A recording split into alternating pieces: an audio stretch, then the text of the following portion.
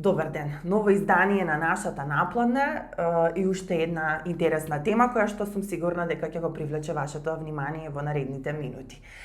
Денеска ќе разговараме за статусот на жената предприемач во 2026 година, колку општеството ги прифаќа жените лидери и колку е тешко да се биде на една таква позиција. Како се создава поволна клима за женските бизниси и што значи да се биде лидер, како што реков, во време на економски промени. За стратегиите на Советот за женско предприемништво и за патот од идеја до успешен бизнис, денеска разговараме со нашата гостинка Сузана Наумовска, председател на Советот за женско предприемништво. Добар ден и добре ни дојдовте. Добар ден и добре ве најдов, многу интересна тема, поготово сега спремајќи го женскиот форум 2026 кој што ќе биде во општина Охрид, а во комбинација со општина Битола и општина Вевчани. Сакаме не само ова да остане на локално ниво, малце да ја прошириме соработката. Така да во следните минути ќе ги бараме заеднички одговорите за тоа како македонското општество дали верува во женскиот менаџерски потенцијал. Суза, што подразбира терминот женско лидерство во 2026 година, во ова време во кое што живееме? Дали е тоа само различен стил на управување или сосема нова деловна филозофија? Мислам до сега 2026 дека IT секторот ќе направи нова деловна комуникација, нов деловен сектор за жените, каде што многу побрзо може да излезат на пазарот на лидери, дури и надвор да излезат од рамките на нашата држава. Што значи дека ако кршевме табуа, јас сум веќе предприемач 33 години, во мали рурални средини се уште може да е тоа проблем, но сега во новите средини, новата технологија ви пружа големи можности и мислам многу побрзо можете да се истакнете како лидер. Има ли интерес кај жените? Сакаат ли да бидат лидери, да вложуваат во своји бизниси? Охрабрени ли се на некој начин? Видите, жените што се веќе охрабрени, ги имаат постоечки бизниси кои што се тука успешни. Сега за остатокот од жени, ние затоа работиме на младите во предприемачкиот камп во економското училиште, кој што чисто е дел од нашите обуки. Работиме во соработка со АВРМ, значи ги поттикнуваме младите бизниси и ги менторираме, значи до 2 години. Имавме обуки кои што подигање на еколошка свест, жените во енергетика, дигитализација на женското предприемништво, младите со што можат да се вреднува трудот на жената работник и така натака, еднаквите можности, значи ние направивме дури и соработка со Комисијата за еднакви можности. Така да е широк спектарот и на тие што се двоумат сега, може да пристапат во Советот, ние би ги менторирале, ево имаме успешни жени кои што сакат и до 2 години да волонтираат, да ги подпомогнат младите предприемачи. Што им прави кочница на оние кои што се двоумат? Дали тоа се финансиите, реакциите на општеството, дали ќе успеам, нема да успеам? Можда тоа е само лично дали ќе успеам или нема да успеам, но жената во домот знаете дека треба да ги одгледа децата. Ево породилно отсуство, сега во една дебата со UN Women рековме дека 1 до 3 мажи зеле, значи еднаквоста во одгледувањето на децата не е иста и во одгледувањето на старите лица во домот. Сите ние доаѓаме во еден период кога во своето работење имате обврски кои што ќе одземат дел од вашето време. Спретните жени, вештите жени, брзите жени. Сето тоа може да го направат, на другите им треба помош. Жена која заработува доволно, може дел од својата заработка да даде за чување на деца и за гериатрија, за нега на старите лица. И сите ние треба со тоа исто економско јакнење на жената, значи наоѓате, отварате нови вработувања за економски да зајакне една лидер жена која оди по патот на предприемништво, ќе врши наплата на многу други жени кои што ќе прават сервис за тие услуги дома. Исто е тоа работа на некој начин кој што е денес дури мислам дека достигна висока наплата по сатница. Значи, општеството ги прифаќа сите овие работи? Ги прифаќа, општеството ги прифаќа и ево бараме модели и начини како да помогнеме, како да ја извадиме и руралната жена на пазарот на труд, како да помогнеме во секторот да ја помогнат. Мислам дека има во Хабот центар кој што пушта жени по 4 сата за чување на старите лица и помош Црвен крст или одредени институции кои што мислам веќе помагаат. Можда треба, ево често слушам од жените, да се отвори еден старачки дом во Охрид, можда во близина, да се отворат градинки кои што попладне ќе работат. Гледате дека масовно се изотворија игротеки во градот каде што се анимираат младите деца, најмладите членови, така да мислам дека општеството се движи нанапред, но и ние треба малку свесност да не подлегнеме на тоа.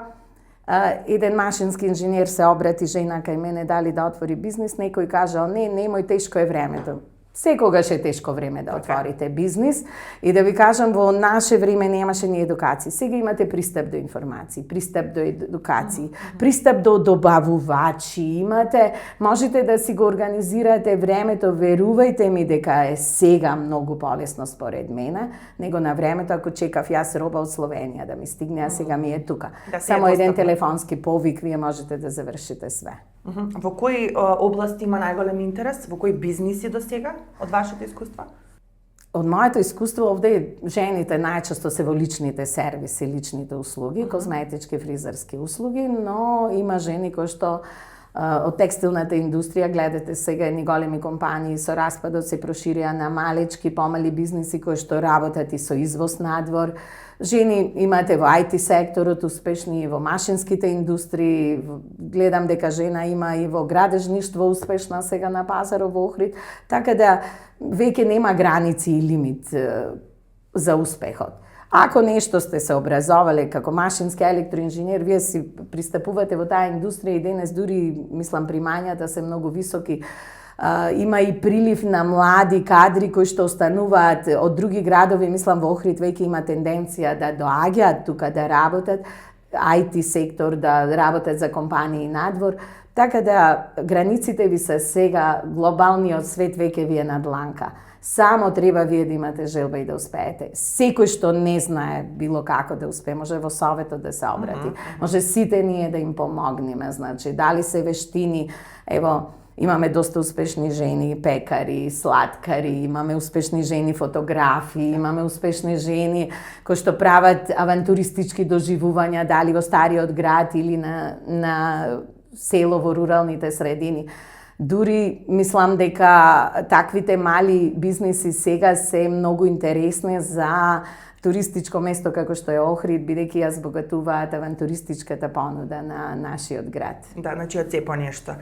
Ајде малку околу функционирањето на Советот, колку време постоите, колку членови сте и еве главната инспирација, мислам дека веќе ја кажавме, но кој беше оној клучен момент кога одлучивте да го формирате тој совет? Имаше национална платформа на Македонија од Бизнис асоциација на жена формирана, од Мир фондација, од Жена фармери и Европска унија, каде што бев назначена за координатор на југозападен регион, со што ето моите лидерски вештини, мојот караван што го направив со одредени потенцијали жени институции.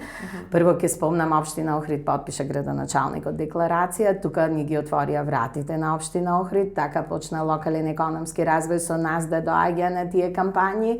Ги разбудивме жените, ги раздвиживме од сите 9 општини. Од сето таа кампања произлезе Советот на женско предприемништво. Не успеавме во сите 9 општини да продриме, но остана во општина Охрид, со што е бенефит. Членките на Советот направија стратегија, пресек, буквално на сите информации кои што се наоѓаат во Охрид. Колку жени имаме лидери, предприемачи, занајчи, правници во здравство. Чи тоа беше еден многу интересен проект кој што ние самите си ги дознававме информациите за нашиот град. Кажувам, волонтираат жените, морам да кажам дека повелете, дојдете сите што се расположени да работат, да волонтираат и да го зајакниме овој совет, кој што работи, не е нешто феминистички се собираме и правиме нешто сами за себе, не правиме нешто за општеството. Понатака, Зел сне покани на нивните дружби, каде што исто тие комуницираат и имаат, помагаат жени како да истакнат примери, ни покажа. Со тоа се здруживме со секторот еднакви можности во општина Охрид, со што дури не ставија во програмата. Општина Охрид ја прифати стратегијата, акциски план направивме, ево веќе втора година течат и финанси, поддршка за тоа, што сакаме Ево, најновата мерка активност е дигитална писменост на младите и ги молам сите млади кои што сакаат. Ништо не треба финансиска надокнада, значи Советот и Општина Охрид ќе ги покријат овие едукации и сакаме младите да добијат поголема писменост и поголеми знаења за сеопштата ситуација во нашиот град. Да, сега има ли интерес кај помладите девојки за тие обуки? До сега како беше? Затоа што нели сте имале неколку проекти до сега? Како ви интересот кај нив? Интересот ние, бидејќи соработуваме со Факултетот за туризам и Средното економско училиште, со предприемачкиот камп, интересот е голем, па често доаѓаат, ми се јавуваат и во моето студио дури жени. Може ли јас да учествам, како не, отворен е повикот, може секогаш банер имате на Општина Охрид за Советот на женско предприемништво. Таму ги има буквално сите информации за нас, со станоци, со работки, дури може да не дружат на одредени патувања. Ево 2 пати бевме во Битола на два нивни настани во Светот на убавината и жената во иднината, што има доста мотивирачки приказни кои што сега може да се пренесат и на другите. Сметам дека младите малку можат повеќе да се ангажираат на социјалните мрежи, да ги најдат информациите и ние сме достапни за нив во секое време. Да, кажавте за поддршката од локалната самоуправа и сега државата колку стои зад вас? Стои државата, сметам дека на секој повик на проекти, да ви кажам, жена ако е лидер или поднесувач на проект, добива плюс поени, со тоа ја искачува повисоко на листата за да земи проект. Така да жените денеска мислам дека сами избираат дали ќе бидат во политиката, дали ќе бидат во бизнисот, дали ќе работат во одредени сектори, што најчесто сега последно, ретко е, но го слушам, мажот има пониски примања па ќе земе породилно отсуство, мажот се откажа од работата па ќе седи дома да чува старо лице, ретко е, но почнува го има да се менува како тренд. Така да сметам дека сите кои што сакаат да работат, сите своји хоби, желби можат да ги претворат во професија, да искреираат, значи предприемништвото дава една креативна индустрија која што буквално ги отвара вратите за младите. И јас викам, немојте да барате надвор помош.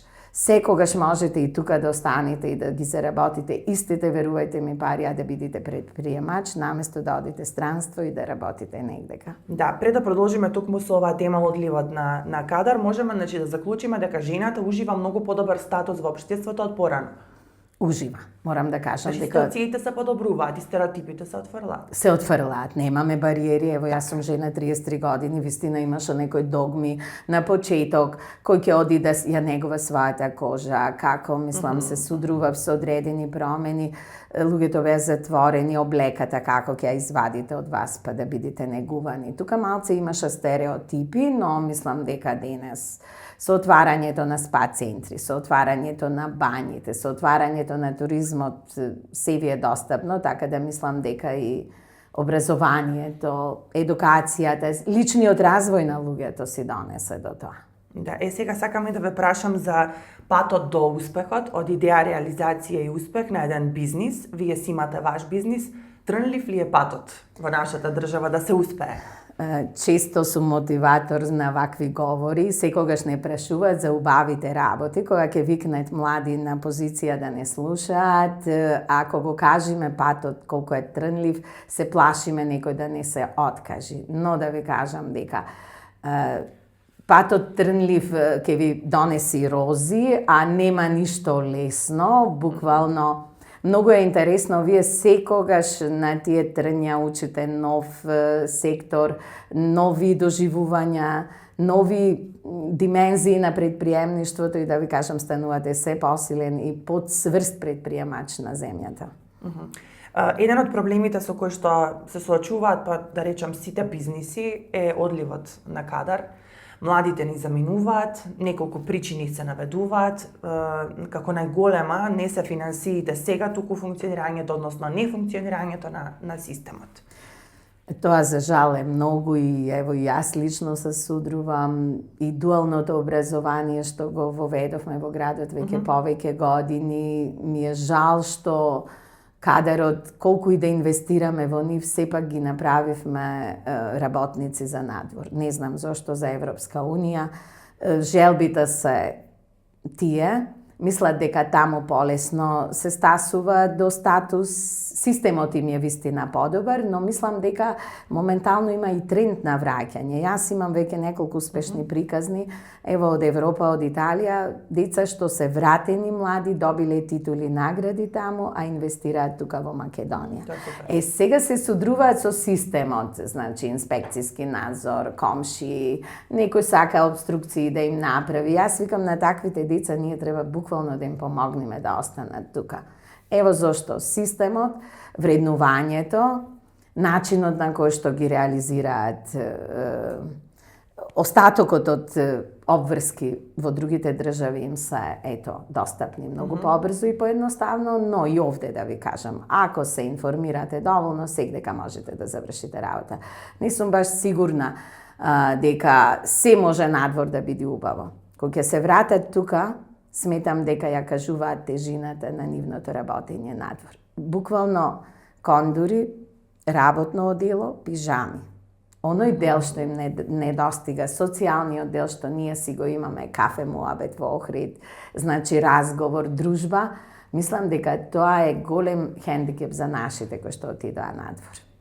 Сега кога ќе се уште во средно училиште, вие сте во постојана комуникација, затоа што нели имате и волонтери кај вас во салонот. Сите ли размислуваат прво да се пробаат во странство или има такви кои што сакаат веднаш да инвестираат овде?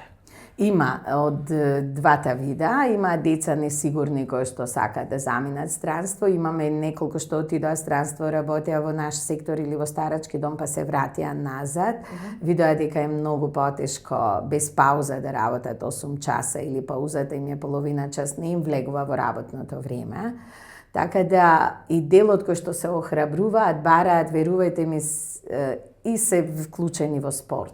И одат да работат, сами се финансираат, дури ни од родителите не бараат. Имаме и такви примери. Така да, широка е палетата во светот на све. Ваше е вие на која гранка ќе застанете и кои ресурси ќе ги искористите.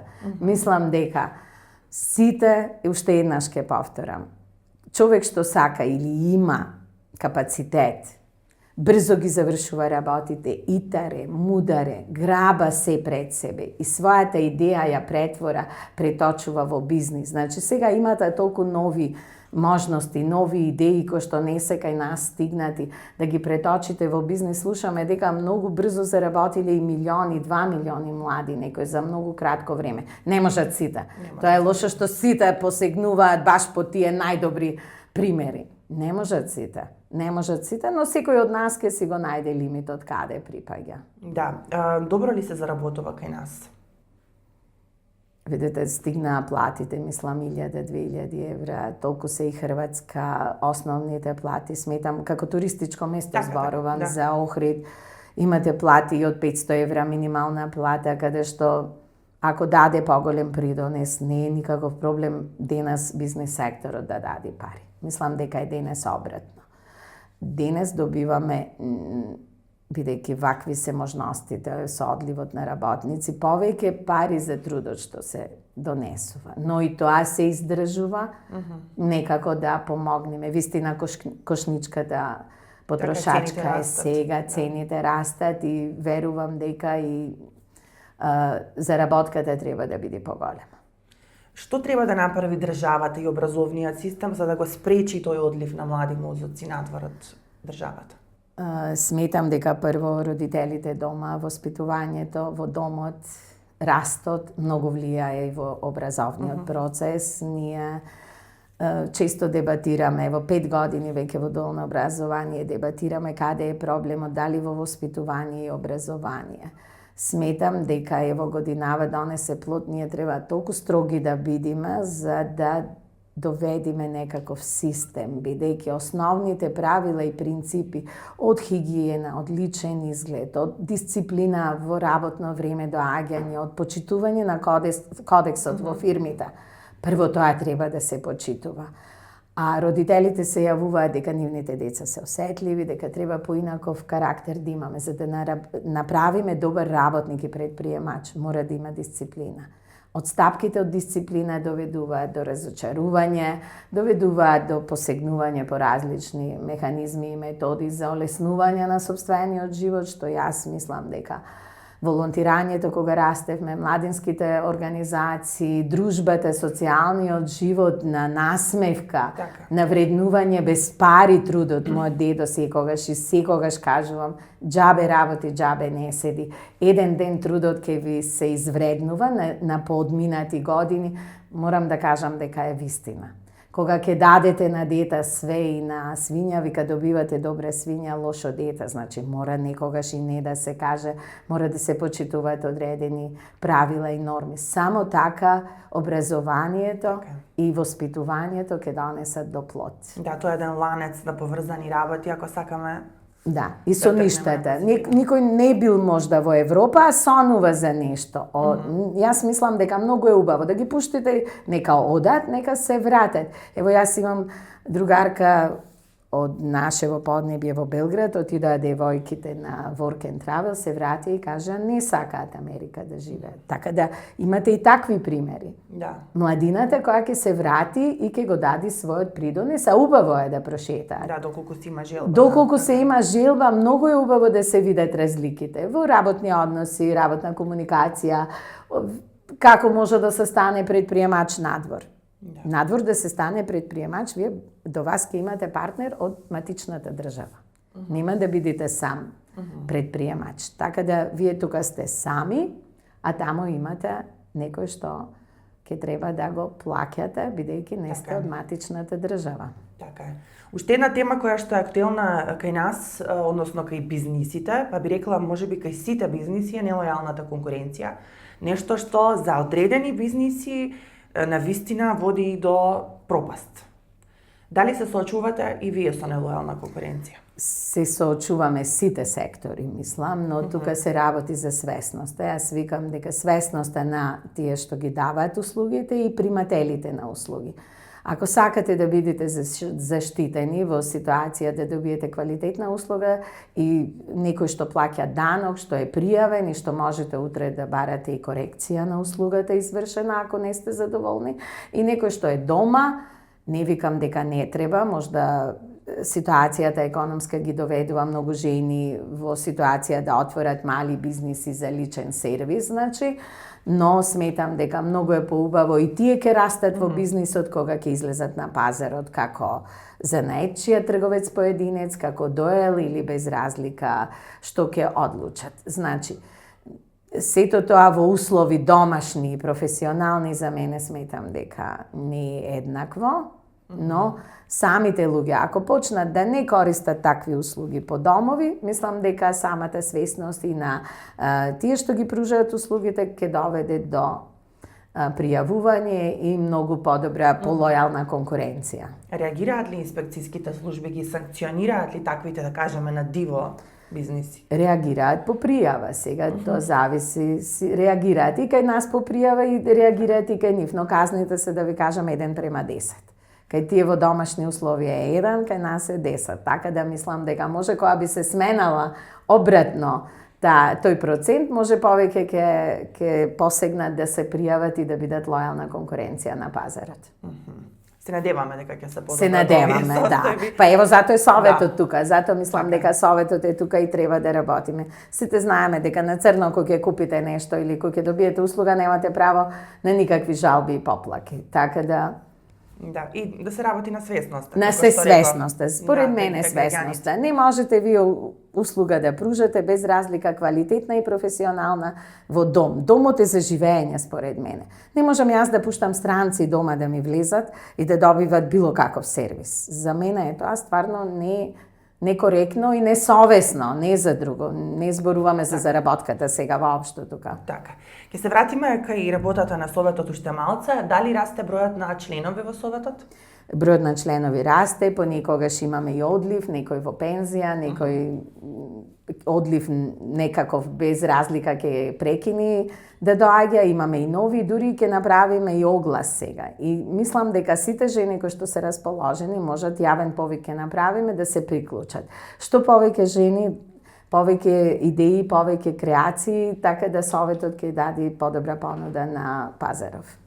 Како да се направи тој баланс помеѓу професионалните обврски и домашните обврски? Затоа што мислам дека некои жени сакаат да дојдат и да се вклучат во сите тие обуки, но го имаат тоа прашање. Дали ќе можам да направам баланс помеѓу обврските дома и на работа? Кој е вашиот совет? Мојот совет дека ние ќе им покажеме, ако не знаат, да избалансираат, да знаете дека ние жените предприемачи, нити сме се откажале од театар, нити од излегување, нити од кафе дружба, нити од ручек, нити од патувања.